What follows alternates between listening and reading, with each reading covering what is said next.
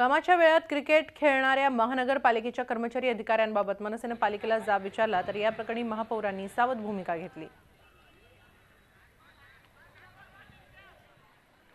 आम्ही आज आयुक्तांकडे मागणी केली। क्रिकेट प्रकरणावर जे जबाबदार आमचे वॉर्ड ऑफिसर आहेत सर्वात प्रथम, नंतर इंजिनियर लोक, त्या वॉर्ड ऑफिसरना तात्काळ सस्पेंड करावं।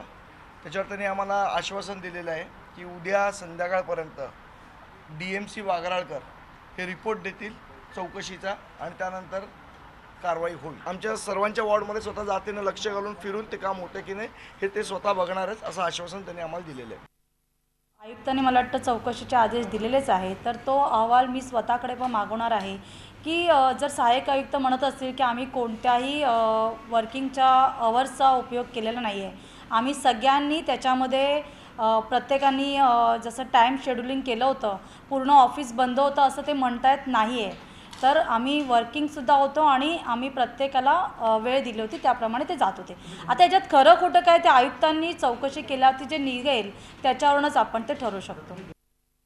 दरम्यान या प्रकाराचा निषेध करत जी नॉर्थ विभागाबाहेर पदपथावर फेरीवाल्यांची दुकानं लावून आंदोलन करण्यात आलं। अधिकारी कर्मचारी क्रिकेट खेळण्यात रमले असल्याची बातमी झी 24 तासनं सोमवारी दाखवली होती।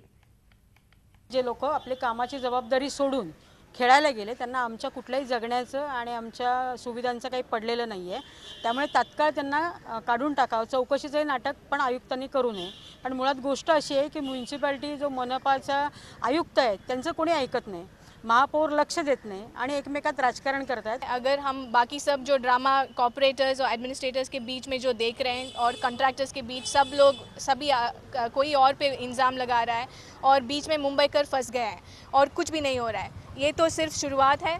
हम हर दिन अलग अलग वार्ड में एक आंदोलन करेंगे।